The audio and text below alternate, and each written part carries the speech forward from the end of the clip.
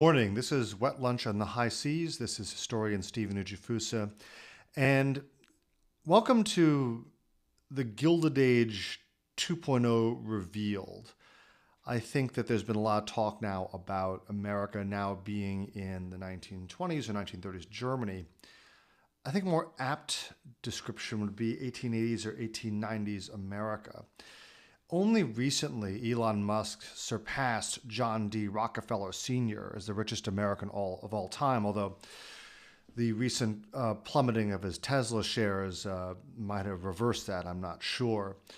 But I think that in the 1880s and 1890s, it's important to remember that the democratic form of government that was secured, it seemed, by the blood and horrors of the Civil War, had been largely eradicated by no-holds-barred capitalism, where men like John D. Rockefeller Sr., head of Standard Oil, and other magnates of his time basically controlled state legislature. This was also a time when senators were appointed by the state legislatures rather than elected.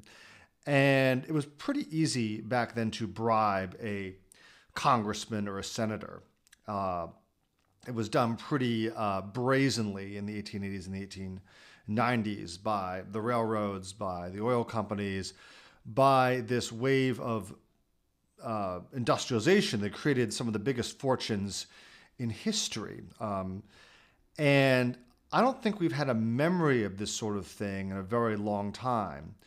So the machinations of a man like Musk are actually, in my opinion, very much like what John D. Rockefeller did in the 1880s, 1890s, although now we're seeing in public, and unlike Rockefeller, who cultivated a very conservative, secretive, understated approach, we are looking at people like Musk and other tech gurus living their new Gilded Age fever dreams way out in the open. This reticence was actually what allowed John D. Rockefeller Sr. and his son to survive attacks by muckrakers such as Ida Tarbell, who wrote an infamous exposure of John D. Rockefeller Sr.'s business methods, which involved kickbacks, briberies, squeezing out of small oil men to create a consolidated trust that became known as Standard Oil. That was eventually broken up in 1911. I think I see a lot of parallels also to places like Newport, Rhode Island, and New York during this time.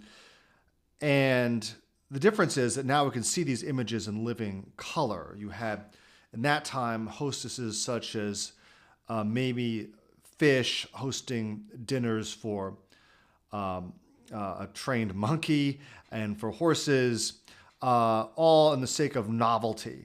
And I think that's what we have going on right now, where huge amounts of money are generating a need for novelty and a weird kind of almost dark form of frivolity. It seems that this frivolity and desire to live the dream, a sort of Gilded Age fever dream, has trickled down to all levels of society. It is funded by new money and by debt. It's very hard to tell which is which these days. And the question I'm wondering for this first generation of new Gilded Age billionaires like Musk and Zuckerberg is, are their children and grandchildren going to basically look themselves in the mirror and change and create institutions that perpetuate philanthropy and uphold the American experiment? Even Ida Tarbell, who viciously attacked John D. Rockefeller Sr., would later write of his son, John D. Rockefeller Jr., that no man has done a better job to redeem his father and his name than John D. Rockefeller Jr. John D. Rockefeller Jr. continued on that relatively understated exterior that his father had passed on to him, but also gave away huge amounts of money to art museums such as the Museum of Modern Art, rebuilding the Palace of Versailles, all sorts of charitable enterprises that strengthened American culture and the American experiment. And I don't think his father ever apologized for what he did, but the legacy of the Rockefellers still continues on. And J.P. Morgan and other people like him, they did leave us museums such as the Metropolitan Museum of Art, the J.P. Morgan Library, these repositories of culture that are now open to all.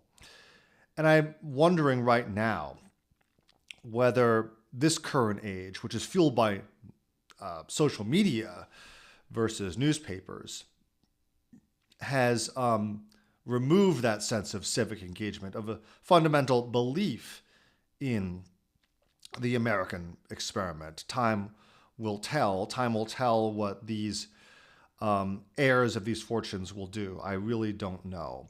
And I don't want to idealize the magnates of the Gilded Age. I think a lot of the tactics they're using right now were shameful and are familiar. And we just haven't seen them, not in open light, not on social media, not in vivid colors. And I hope that during this very bumpy time, we will survive. There needs to be a rebirth of stewardship in this country. As David Brooks recently said in a speech, a move to a more communally minded society. And that, in my mind, does not necessarily mean communism or socialism. I think instead it means a sense of we sacrifice for the short term to build for the long term. And this means community and connections. I think in this post-COVID world where a lot of us sacrificed intimate community connections, there'll be a rebirth of that sense of community. During the Gilded Age, it's also important to remember that there was a flourishing of these local groups, these local societies where there were community choirs, singing groups, working men's clubs, social clubs up and down the economic spectrum. And that, I think, is what held society together in spite of all this turmoil. It's also important to remember that during the Gilded Age, there was a heck of a lot of economic unrest. There was a terrible crash in 1873, an even worse one in 1893, 1894 that basically almost brought down the American economy. And J.P. Morgan basically saved the American economy by putting together a syndicate of investors to bail out the national debt and save the national currency.